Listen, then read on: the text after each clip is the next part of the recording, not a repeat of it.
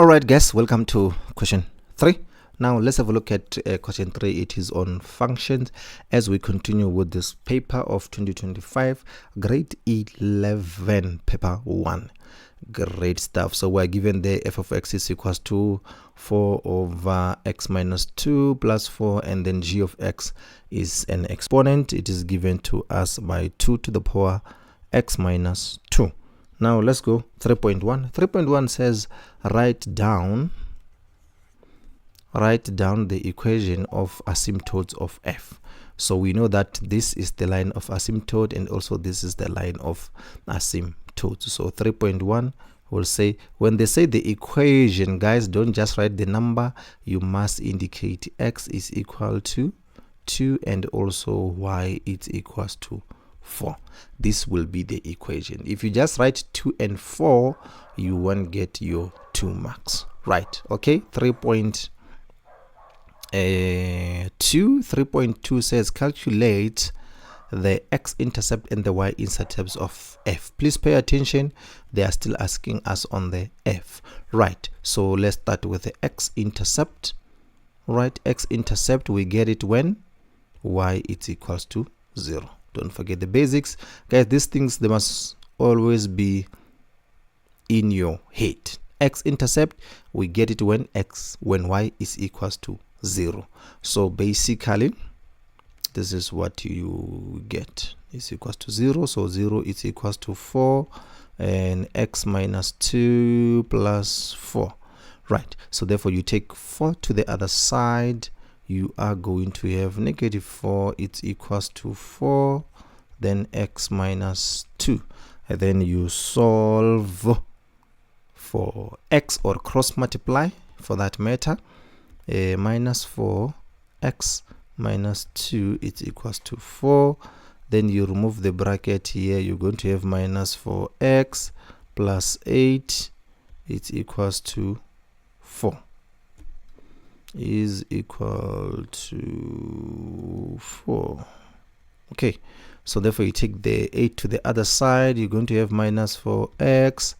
Guys, I hope you're following. This is just algebra. Minus 8, so you're going to have minus 4x is equals to minus 4 divided by negative 4 both sides. You divide by negative 4 both sides, so therefore x is equal to 1. Okay, so that's our x-intercept. And then therefore y-inter, you're gonna get it when x is equals to 0. So y-inter will just be 0 here. Simple, straightforward. You're going to have 4 is going to be 0 minus 2 plus 4. Okay, so therefore here you're going to have negative 2 plus 4, and therefore you're going to have what? 2. Okay, y is equals to 2. It's our y-intercept. Right, so 3.3, hope you guys are still following. Write down the domain of f. Right, so for a hyperbola, the domain should be x is the element of all real numbers. However, the x should never touch what? X should never be equal to the line of asymptotes, which in this case is equals to 2. So this should be our answer right here. This should be our answer right here. X can be any number, but it cannot be equal to 2, which is what? The line of asymptotes. Great stuff. So 3.4 says determine the equation of axis of symmetry of f which has a negative gradient. So you would remember here 3.4 that if you have got a negative gradient, it should be negative x plus c. So now what are you going to use? You are going to use the line of asymptotes as the coordinates. In this case, line of asymptote is 2 and what? And 4. So we're going to substitute them here and to find the value of c. Y there and then x there. We're going to have 4, it's equals to negative x, we're going to have 2 there plus c, Therefore, take 2 to the other side. Therefore, c is equals to 4 plus 2, which is equals to 6. So therefore, our line of asymptote with a negative gradient is going to be given by negative x plus 6. That will be our equation. Great stuff. 3.5 says calculate the x and y intercept of g. Now they start talking about the x. There is going to be the exponential graph, which is g of x is equals to 2 to the power of x minus 2. When x is equals to 0, this gives us what? Our y-intercept. So we're going to have 2 to the power of a 0 equals to that.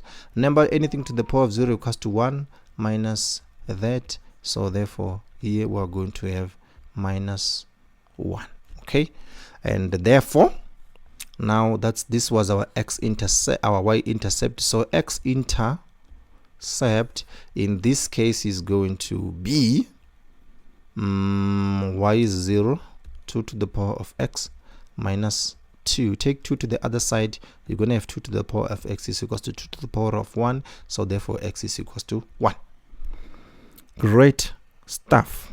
Looking good so far and amazing. So therefore 3.6, moving right along. Hope you guys are following. I am Gaston Wapala right here at Maths with Gaston, doing a June exam 2025. Is a Limpopo paper for grade 11.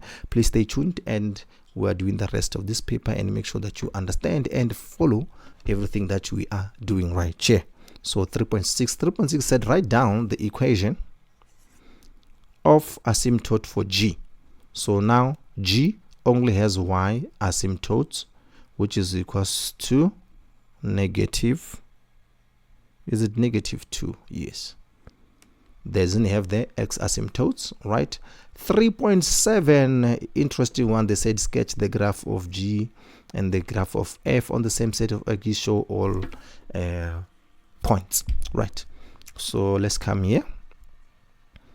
Okay, I'm just going to try to draw the axis, the Cartesian in the with a black color, so that you guys are able to see everything. Then I'll show the points as we move along, right? So here we go. I'll try to make it as straight as possible.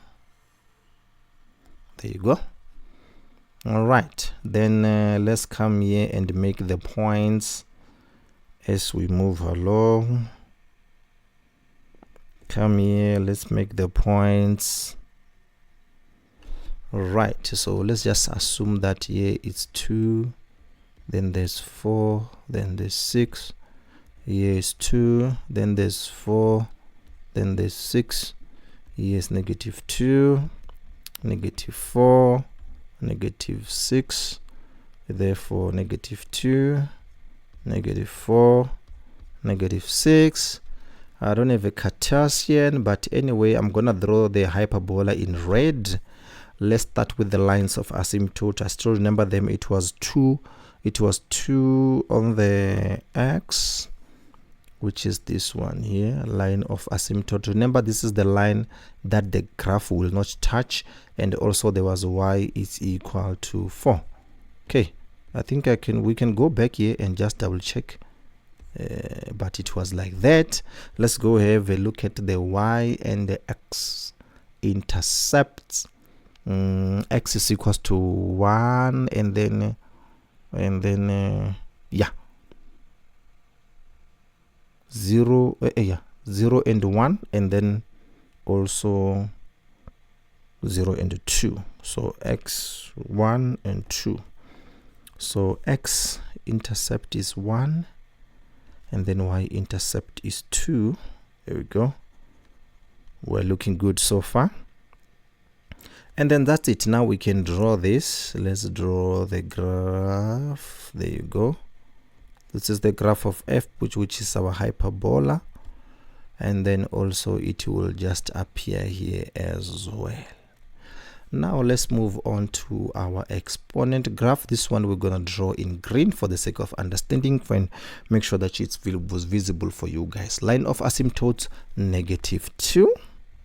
Let's go. Line of asymptote -2, and then y-intercept and x-intercept, x-intercept 1, y-intercept -1, x-intercept 1, and then y-intercept -1. There you go. All right, and then we know that is not going to it's not going to touch -2, so it's going to look like this. There you go, there you go. Okay, there you go. There goes our graph. Okay, so this is the graph of G, and then therefore this is the graph of F. Okay, and that's how you would draw your graph. Should look something like this. If you got it right, thank you very much. It means we are together on this one. So let's move on to 3.8. Okay, so 3.8 says here, determine the values of x for which the graph of f of x is greater than the graph of g of x.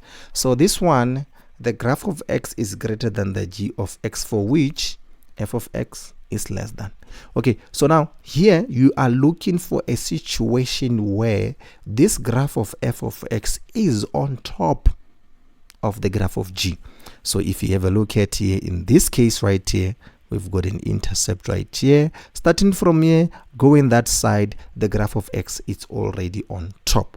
So now you can come here and say to the examiner, for all the values where x is greater or equal to, is less than or equal to 1, because it's starting from here going that side, everything going start is less than 1, so therefore the graph of f of x is on top of the graph of g. If you don't understand these things, guide of f of x greater, or they confuse you, I know they're worth 2 marks, but 2 marks is a lot when you need to get that distinction. So please make sure that you drop a comment and let me know, then I will send you a link that will redirect you to where I explain this in detail when you need to deal with situations like that. Right, so 3.9, if you don't understand, drop a comment. If you don't drop a comment, I will just assume that you understood, and then we are cruising nicely. If not, do yourself a favor. You've got nothing to lose.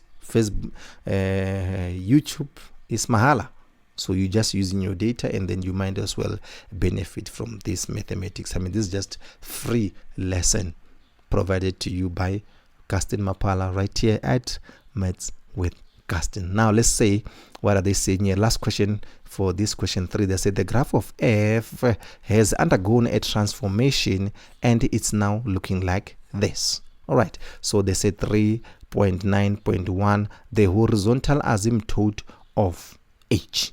Now they want us to give them the horizontal asymptote of h. Remember, horizontal asymptote goes from that side to that side. So now it means this is what? This is a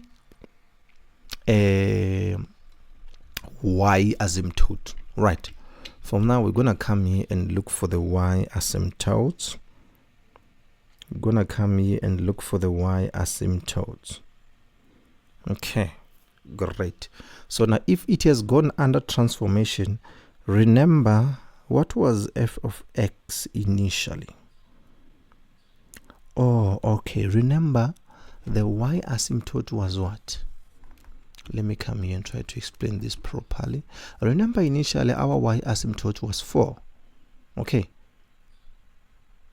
So now they want us to find the horizontal asymptote of this function. Okay.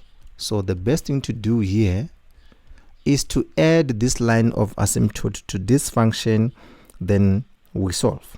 Okay. So basically, this is what is going to look like, right? So it's going to be looking like this. Then we're going to have to add 4 here. Excuse me, this is -2. Then you're going to add 4 there. Right. So now if it's like this, you know that you can split it into 2. x minus 2 plus 4 all over x minus 2. All right.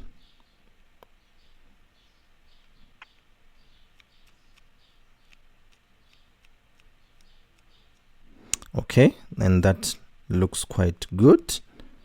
Okay, remember initially it was what? It was 4. Okay, it was 4. In this case, I'm not sure. Let's see. In this case, it was 4. And then, okay, not quite as we want it to be. I thought maybe here we could rationalize the denominator, but I'm not sure. Anyway, on the comment section, somebody says this is what they're getting, plus 1. And then they're saying, therefore, the line of asymptote in this case, y is equals to 1. Okay, so please let me know in the comment section, guys, how do you get here, because I'm not quite sure how to get there. But let me know what you guys think of this one. I know that the answer is y is equals to 1 because that's what they said in the comment section. Clearly I can't see the awakens from here. However, I'm banking on you guys. Let me know or send me a pic via WhatsApp. My number is in the description of the channel, or let me know what you think, guys. I can also learn a thing or two. If I was in this situation, I was not going to lose 3 marks, but I was definitely going to lose 1 mark for the answer, or 2 marks and just get 1 mark for substitution, right? So okay, moving right along, we didn't get that one right. 3.9.2, it says the type of transformation from f to h. So the type of transformation from f to h. So if initially this was 4 and then our y is that, initially our y was 4, we can simply say 9.2. We can simply say this graph really shifted. This graph shifted to there. It shifted downwards, shifted down. This graph shifted down by 3 units. This graph shifted down by 3 units. The graph shifted down by 3 units. All right. So, and that's how it would be, because initially, remember, y was equal to 4. Now all of a sudden the line of asymptote is sitting at 1. So basically what happened, you minus 3, you moved from there to here by removing 3. So your graph basically shifted down by minus 3. And that's how you deal with a question like this one. I am Gaston Mapala. Let me see you on the next one, where we'll be doing the last question of this paper, which was question 4.